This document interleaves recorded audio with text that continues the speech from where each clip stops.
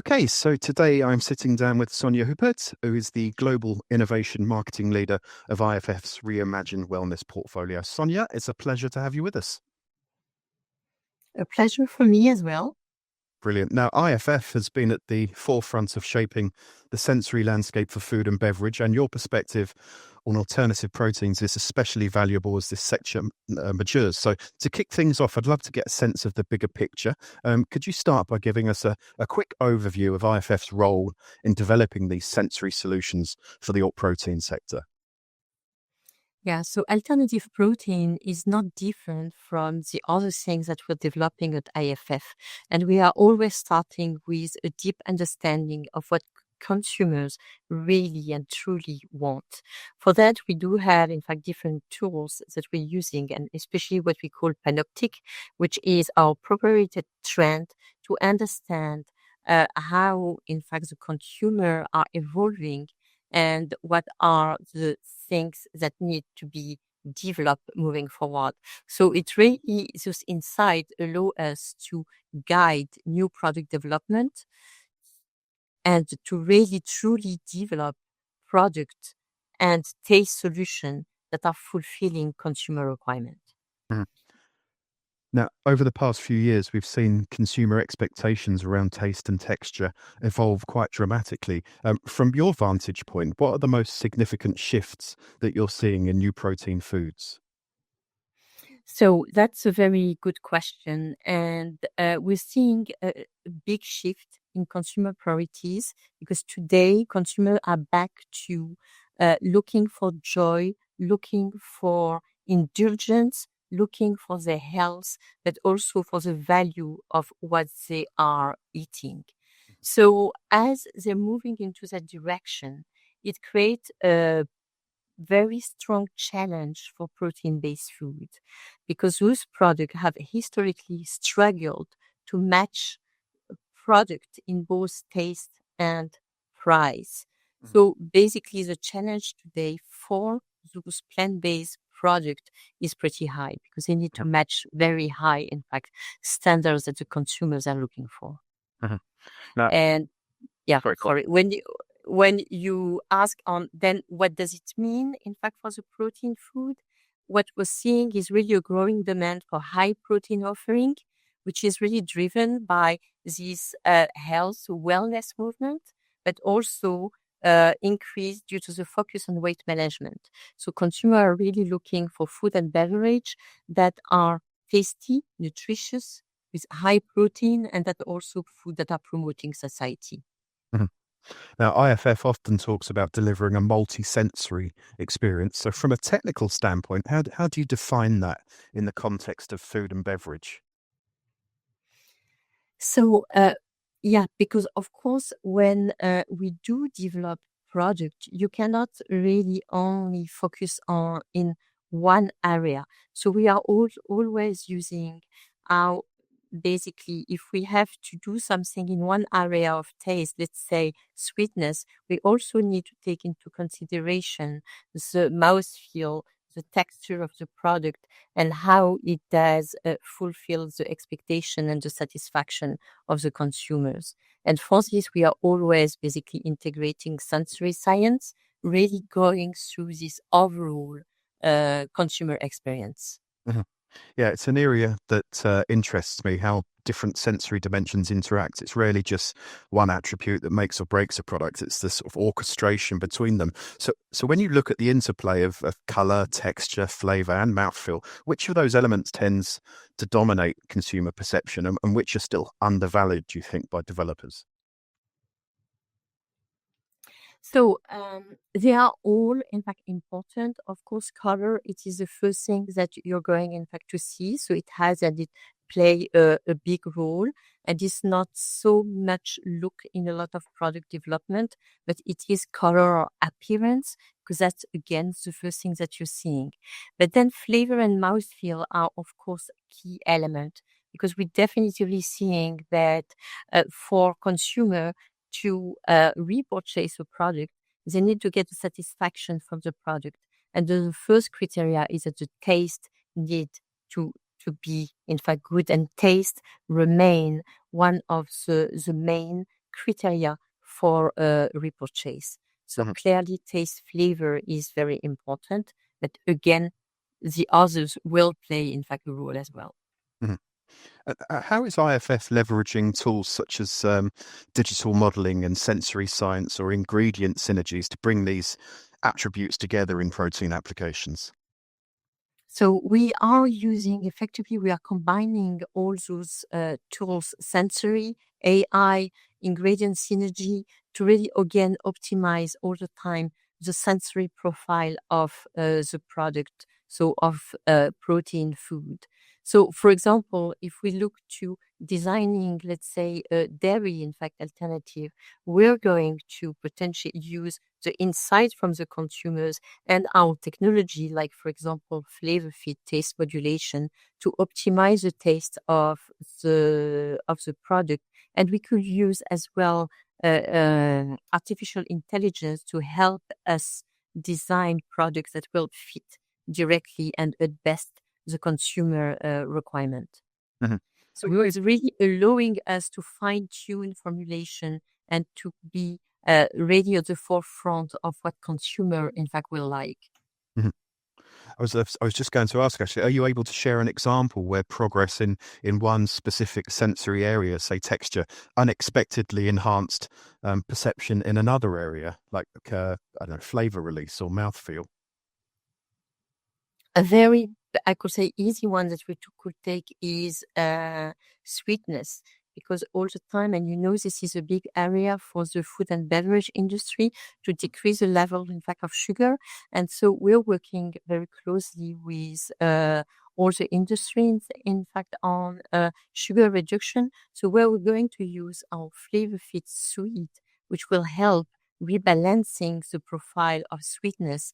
Of course, this is going as well to impact the mouthfeel of the product and potentially as well the some off note, in fact, as well, because as soon as you're removing, in fact, sugar, you're removing some dry matter and you're putting other type of either sweeteners or other ingredients that are going to impact on off note or the mouthfeel of the product. So it's always interlinked. You cannot look to one area without taking into consideration the rest of the flavor profile. And what I could also add is, and that's really the beauty of what we're having at IFF, with having flavors, but as well the ingredient portfolio, because we get a team of R&D and designers that are really expert into different ingredient and synergy in the food matrix, which help us to better, in fact, even adjust our portfolio of solution and provide a solution to the market. Mhm. Looking ahead a little bit, which innovations in sensory science do you believe hold the greatest promise for transforming consumer acceptance of novel proteins? So basically, to transform the experience, again, taste is going to be critical. In fact, here it's essential to be able to rebalance the experience of plant-based, in fact, type of food, because you need, in fact, to fix the bitterness, astringency, different, in fact, of note. So this is again quite really the most important one to go through. Yeah. Yeah, taste modulation, it feels like one of the quiet enablers of innovation. It's critical in reducing things like sugar, sodium, bitterness that you mentioned across categories, but it's probably even more pivotal in alternative proteins. So how is that science being applied specifically to protein-rich products? So this science, when we do that, we were working on the protein, in fact, base, the type, in fact, of protein, how it is formulated. And based on this, we are applying the best of our tools that will match, in fact, those type, in fact, of product to really, again, neutralize some of the off note, improve the mouthfeel. And so we're going to use our flavor fit taste modulation, which are going through masking, mouthfeel, sweet, umami, to really help on tailoring, in fact, those solutions specifically to the different, in fact, protein sources. And what's very important is, depending on the type of protein, you will need different type, in fact, of solution, because not all of them are having the same, if I will say, type of default, or let's say unwanted type of flavor for the consumers. And what's as well is quite important that when we talk about high protein, of course, we're thinking right now about plant protein, but you also have a lot of challenges when you go to a high protein dairy product, where you get astringency. That is one of the problem, potentially sometimes bitterness, dryness in some product like bars that need to be, in fact, resolved to allow a better consumer acceptance and really allow repurchase and allow this segment to continue, in fact, to grow. Mhm. What are some of the toughest challenges when it comes to modulating off notes inherent to plant-based proteins, and how do you balance that with the need to deliver authentic flavors? So basically, what you mean is, what's the main challenge? Huh? You're saying that's what you mean, huh? That's right. So it's really about recreating an experience that the consumer know and will, if I could say, value, or will really, in fact, like. So effectively recreating authenticity, if I could say, whatever, if it is for meat or if it is for dairy, is a challenge. And when you are with plant-based product, you have to fix the taste, the challenge of those products, as well as adding, in fact, a kind of authenticity that will help the consumer to like, in fact, those products. So there is a double challenge, in fact, there. Mhm. And what's important to consider is that we are in this situation because today we are looking for plant-based food to replicate the experience of animal-based type of product.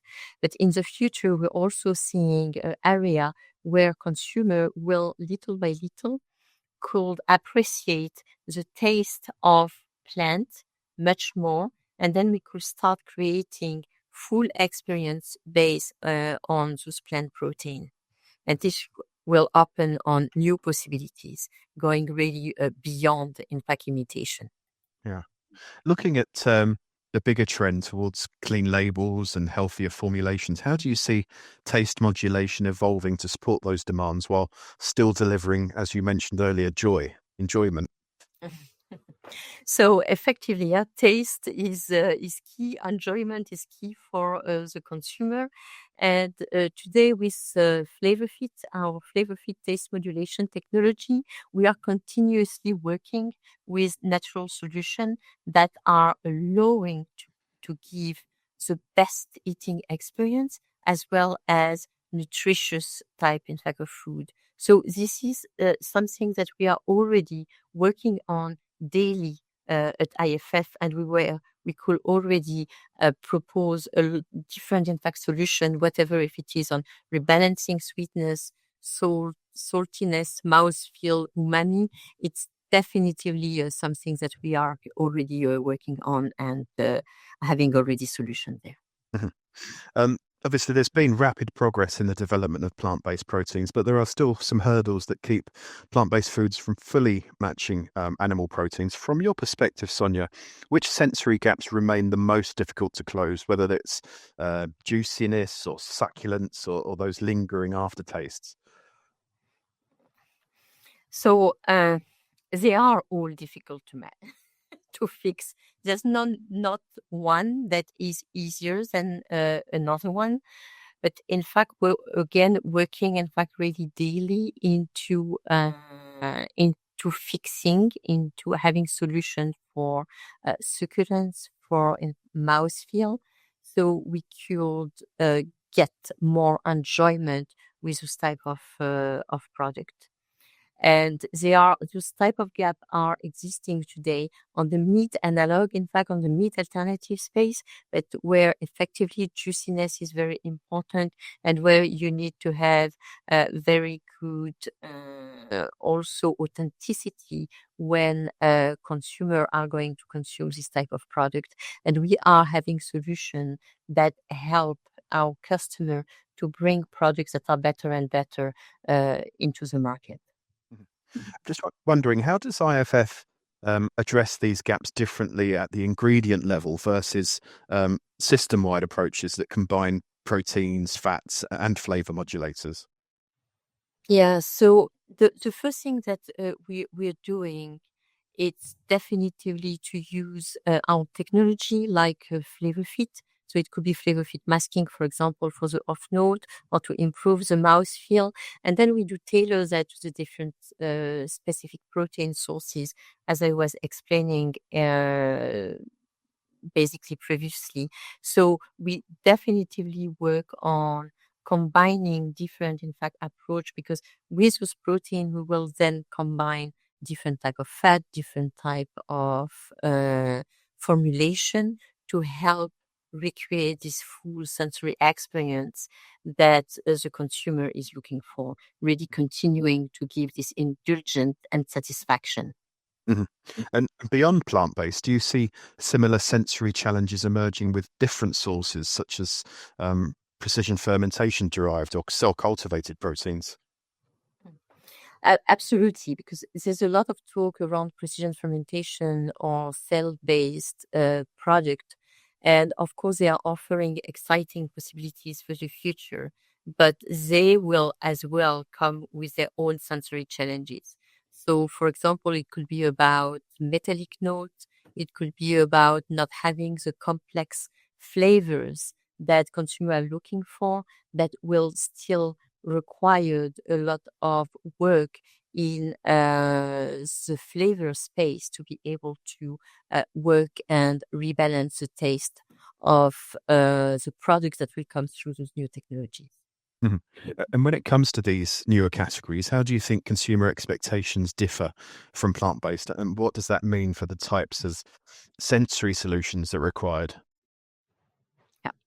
So the consumer will always look to products that satisfies them and that they are really enjoying. So when you look to precision fermentation or cell-based, it will depend on how those new products are going to be positioned. But if they are positioned, especially as if they are positioned as given the same as uh, animal-based product, the expectation of the consumer is going to be basically very high, because it will mean that this product will have to replicate fully the experience of animal-based product. And that's where we really need to work on the sensory of this product to be able to get them delivering the same. So yeah, and depending of your consumer group, some will perhaps um, prefer to go with this type of product, whereas you will have still a part of the consumer that are valuing plant and will continue to prefer the plant-based type of food. So it's going to be a mix, but again, very high expectation. Again, consumer will buy what they really enjoy. And before we wrap up, Sonia, I'm going to widen the lens a little bit and let's think about what comes next. So what do you see as the biggest scientific breakthrough still needed to achieve parity or even superiority over conventional animal proteins from a sensory perspective? So as we were already talking, consumers are not willing to compromise on taste. So the biggest scientific breakthrough need to come on the taste area to be able to make this product better for the experience where the consumer are eating this type of product. And that then you could get in fact some parity at least on the taste and texture part. And then, of course, you will get the price parity that will be as well quite important. Mhm. And if we And look then, Sorry, go on. No, go ahead. No, go ahead. I was going to say, if we look 5 to 10 years down the road, I always ask this crystal ball question: how do you envision the sensory experience of alternative proteins evolving for the average consumer? Yeah, that's a good question. Uh, the sensory experience, if I could say again, uh, people have always eaten what they like, and this will continue. So on the alternative protein space, it will depend of multiple, in fact, factor, but for sure, masking of note is critical to be able to get nutritious product be on the market and have a flavor profile that is fitting those the consumer. And so rebuilding, in fact, this will be quite important. Mhm. And that's where basically, again, taste modulation play a big role, and flavor fit will help going and continue to invest into this area to be able to build the flavor, the taste that fits every type, in fact, of consumers around the world. Mhm. And on a personal note, what excites you most about the work that IFF is doing in this space right now? Clearly, what is exciting with IFF is how we use science and creativity to make food taste better, as well as to really do more good, in fact, for the planet. So that's what we're doing, which are embedding, in fact, this area. And through an area like Flavor Fit, we're really helping bridging the gap between nutrition, health, and indulgence. So we are really working on developing products that are nutritious and that could satisfy people and as well be planet friendly. So I'm really inspired by our work and all what we're doing around taste modulation. It gives a lot of potential in health area, like one of the biggest problem I will say today, reducing sugar, salt, fat, still delivering all the experience and allowing new type of food like plant-based food to go mainstream moving forward. Mhm. Well, it's clear to me that even after our short call, the sensory science is going to be a decisive factor in making all proteins not just acceptable, but truly desirable. And your work at IFF is helping to shape that future. So, Sonia, I'm really grateful for your perspectives today. Thank you for joining us. Thanks a lot for the interview. Thank you. Thank you. See you soon.